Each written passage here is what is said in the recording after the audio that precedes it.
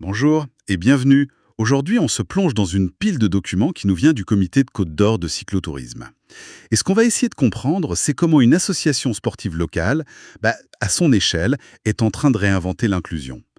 Le document qui a vraiment attiré notre attention, c'est un bilan. Il s'intitule assez sobrement «Bilan de la commission Accueil pour tous». Mais c'est le sous-titre qui est vraiment parlant. La commission qui propose des petits trucs en plus. Ah oui, ce sous-titre est formidable. Parce que ce qu'on a là, en fait, c'est pas juste un rapport d'activité un peu formel, un peu sec. Non, c'est une vraie plongée dans les coulisses d'une transformation. On va voir comment on passe de la bonne intention à l'action concrète. Et comment ces fameux petits trucs sans plus sont en réalité au cœur de tout. Exactement. Et le tout premier indice de cette philosophie, c'est un truc qui pourrait sembler anodin, un changement de nom.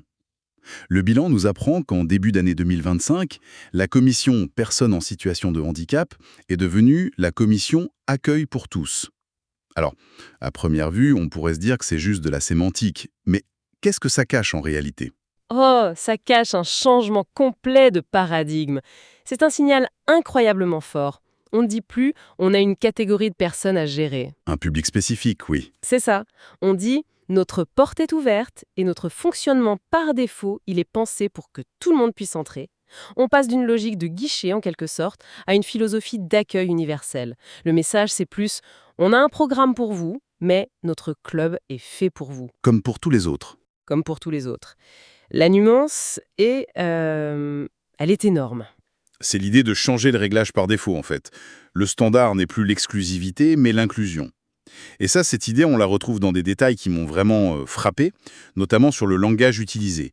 La commission explique qu'elle bannit de ses communications des mentions comme VEA assistance acceptée, Les vélos, assistance électrique. voilà, ou PSH accepté pour les personnes en situation de handicap. Et c'est une décision qui est brillante, parce qu'en écrivant accepter, on sous-entend qu'il pourrait y avoir un débat, qu'il pourrait ne pas l'être. Qu'il y a une norme et une exception. Exactement. En supprimant ça, ils affirment que la présence de tout le monde avec n'importe quel type de vélo, c'est une évidence. C'est la base. Il n'y a même pas besoin de le préciser. Mais je vous avoue que je me suis posé la question, est-ce qu'il n'y a pas un risque, en étant aussi subtil, que les personnes concernées ne se sentent pas visées?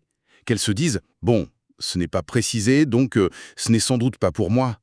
C'est une excellente question, et c'est là qu'on voit que leur démarche elle est plus profonde qu'un simple changement de vocabulaire.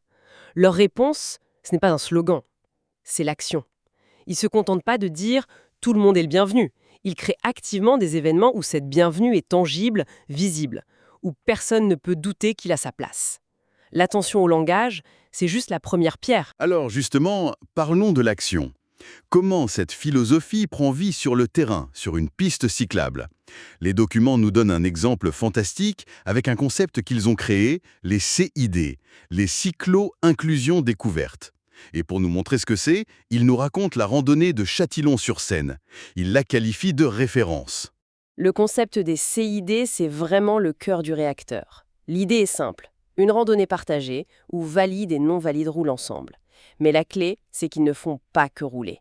Le format est pensé pour être une expérience globale. C'est pas une course. Non, pas du tout. On est sur un circuit court, un rythme très doux, et le parcours est ponctué de visites. Ce n'est pas du sport pour la performance, c'est du bien-être partagé en fait. Et quand on lit la description de cette sortie à Châtillon, franchement, on a l'impression d'y être. Le parcours longe la Seine, c'est magnifique, et au lieu de juste pédaler, les participants s'arrêtent. Ils visitent la ferme du Mont-Lassois avec son robot de traite, Ah oui, puis le château de Potières. Et ça se termine par une dégustation au domaine Bouellier pour goûter le crément. Franchement, c'est mon genre d'inclusion, ça. On est loin de l'image de l'effort et de la souffrance. c'est exactement ça. L'objectif, c'est le plaisir. Le plaisir de rouler, de découvrir et d'être ensemble. Et il y a cette anecdote dans le bilan qui est si touchante. Celle de Lucien, un résident d'une pension de famille. C'est un ancien cycliste. Avant le départ, avec sa canne, il fait le tour d'un tricycle biplace. Il l'inspecte, il le jauge sous tous les angles. On sent l'hésitation. Oui, l'hésitation, peut-être l'appréhension, et puis finalement, il se décide et il s'installe. Ce petit moment, pour moi, il dit tout. C'est la reconquête d'une joie qu'il pensait peut-être perdue. C'est ça. Et si on regarde la mécanique derrière ce moment, on comprend pourquoi ça marche. D'abord, le format est rassurant. Moins de 30 km pour une durée d'environ 3h30. Visite comprise? Visite comprise, oui. C'est très accessible. Mais le point absolument central, c'est le matériel. Il y a une flotte de vélos adaptés qui est mise à disposition et c'est assez incroyable. Ah oui, les photos sont dingues. On est loin du vélo de course classique. Pas du tout, non. On voit par exemple des tricycles biplaces où les deux personnes sont assises côte à côte. C'est un modèle qui s'appelle le Fun to Go. Ça permet de discuter, de partager le paysage. Il y a aussi des vélos conçus pour accueillir un fauteuil roulant à l'avant. C'est impressionnant. Et même un engin qui ressemble un peu à un véhicule de science-fiction, un tricycle couché biplace, un bambouk. Et ces vélos, ils ne sortent pas de nulle part. C'est là que l'écosystème de partenaires entre en jeu.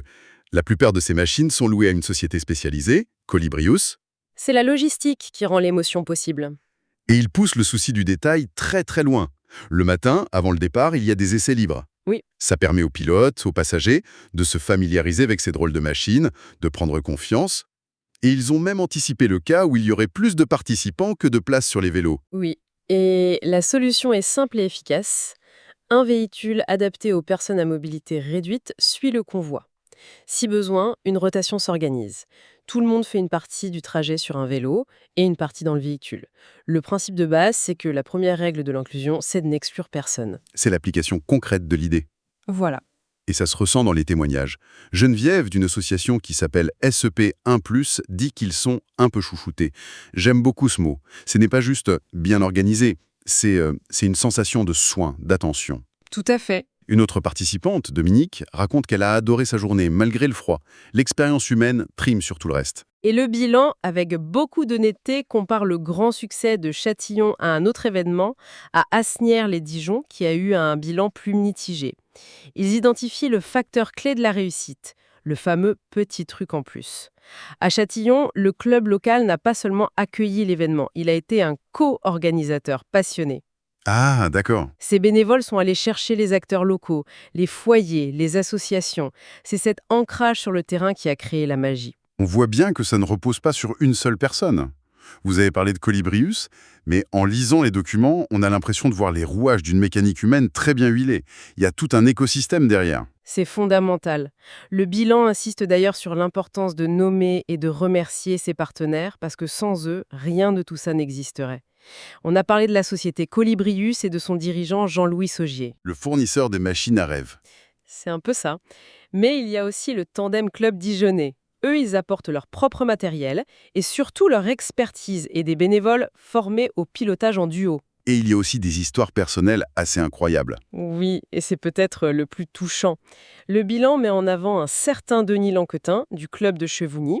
Ce monsieur met à disposition son propre tricycle bambuc biplace, ce fameux vélo couché. On apprend que c'est un vélo qui coûte plus de 10 000 euros Ah oui, quand même. et qu'il l'a acheté sur ses fonds propres pour son fils polyhandicapé. Le fait qu'il le partage avec la communauté, c'est un geste d'une générosité immense. C'est magnifique. Et à côté de ces noms, il y a toute une armée de l'ombre. L'armée des bénévoles, ceux des clubs, du comité départemental, ce sont eux qui pilotent, qui encadrent, qui s'assurent que tout le monde est en sécurité. C'est la force vive du projet. Et cette force vive, elle ne s'active pas que pour les idées locales. La commission s'engage aussi sur des projets plus ambitieux.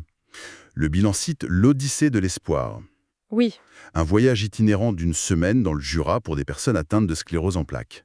Là, on change d'échelle. on change complètement d'échelle, mais l'engagement reste le même. Le document nomme des bénévoles de Côte d'Or. Mélodie, Françoise, Denis, Michel. Leurs missions sont multiples. Ils pilotent des VTT qui tractent des carrioles, mais ils font aussi toute la logistique. D'un camp itinérant, oui. Voilà. Ça veut dire être sur le pont de 7 heures du matin à 11 heures du soir. C'est un don de soi total. Quand on voit tout ça, on se dit que c'est une initiative locale formidable. Mais est-ce que c'est un cas isolé ou est-ce que ça s'inscrit dans un mouvement plus large? C'est là que ça devient vraiment intéressant. Le bilan fait le lien avec le programme national Clubs inclusifs, qui est piloté par le Comité paralympique et sportif français. Le but de ce programme, c'est justement de donner des outils aux clubs de proximité pour qu'ils puissent accueillir tous les publics. D'accord. Ce que fait le comité de Côte d'Or, c'est une incarnation parfaite de cette ambition. Ils n'appliquent pas une directive venue d'en haut. Ils la traduisent en actions concrètes, avec les moyens du bord. Ils montrent à tout le monde que c'est possible.